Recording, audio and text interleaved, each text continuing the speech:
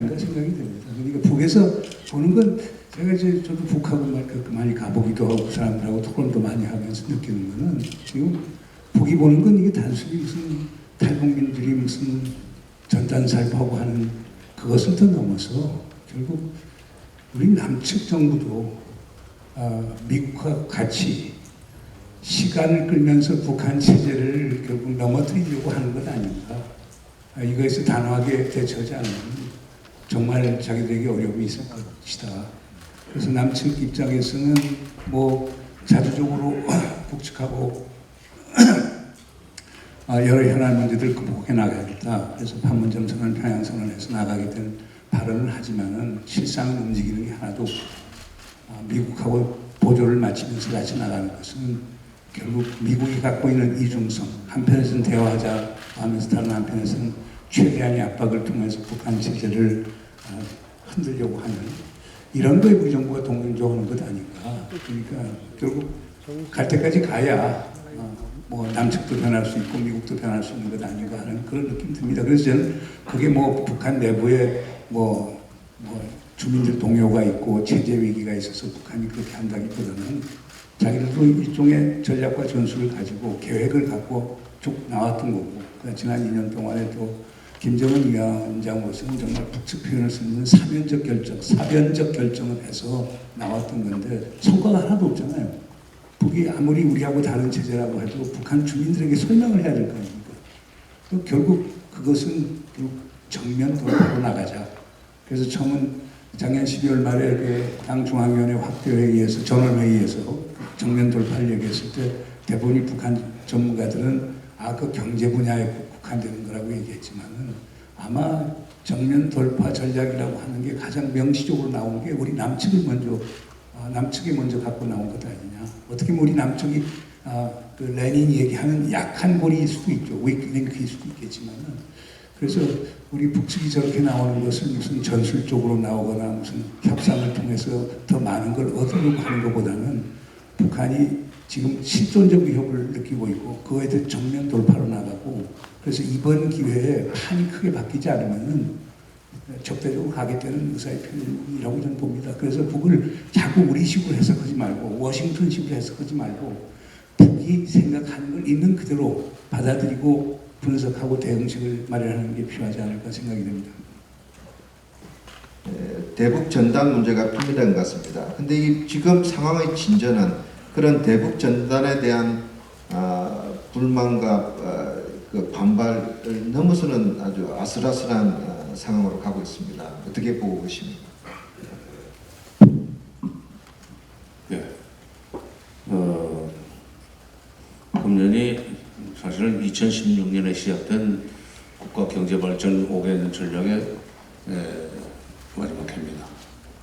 근데 아시다시피 2017년부터 유엔 대북제재가 여러 개가 중첩되면서 아마 지금 현재 유엔 대북제재가 10개인가 11개인가 돌아가고 있을 거예요. 그런데다가 그래서 경제가 지금 굉장히 지난 4년 반 동안 아무것도 성과를 내지 못한 그런 상황에서 마침 금년은 또 노동당, 조선노동당 창건 75주년이 되는 해입니다. 10월 10일인데 지금 4개월 다 남았습니다. 그런데다가 금년 봄에 지금 코로나까지 들어와가지고 경제활동이 사실상 멈춰섰다고 저는 봅니다. 나는 위원장 동지와 당과 국가로부터 부여받은 권한을 행사하여 그 대남 적대사업 연관 부서에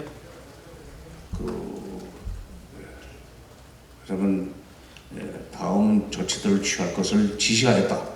그러면서 1차적으로 쓸모없이 된 남북 공동연락사무소가 비참하게 무너지는 장면을 목격하게 될 것이다.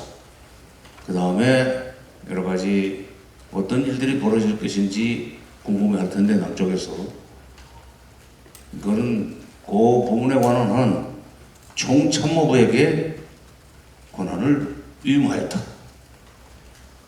이거는 지금 김여정이 위원장과 당과 국가의 로부터 권한을 부여받아가지고 조선인민군까지 지휘한다는 얘기인데, 이렇게 되면은 사실상의 뭐 그냥 그동안은 사실상의 넘버2가 아니냐는 생각을 했었는데, 이렇게 되면은 제도적으로 법적으로도 김여정이 제2인자로 올라서는 그런 상황에 지금 이 사건이 터졌다.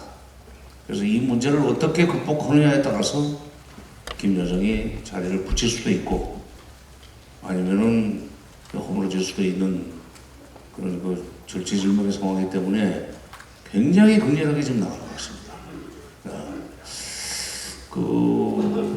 우리가 지금 가지고 있는 김여정의 이미지는 2018년 2월 9일 날 청와대에 들어왔을 때, 그 다음에 그날 저녁에 평창올림픽 개막식에 참여했을 때, 그 다음에 또 지금 이 자리에 계십니다만은 당시 이낙연 총리께서 2월 11일 날 환송호찬 할 때 워크에서 봤던 그 모습인데, 이번을 보니까 완전히 그야말로 무서운 얼굴로 바뀌었어요. 그래서 이게 좀 오래 갈 것 같다 하는 생각이 듭니다. 그러니까 경제나 그다음에 후계 작업까지도 지금 겹친 그런 상황에서 김여정의 일종의 리더십을 확보해 나가는 과정에 남쪽을 두드리는 일로 시작을 했다. 그런 것이 아닌가. 그렇게 되면은 그 작업이 끝날 때까지는 이런 그 불편한 상황은 계속될 가능성이 높다. 그래서 추나추동이라는 표현 아까 총리께서 인용하시던데 겨울이 길 것 같습니다.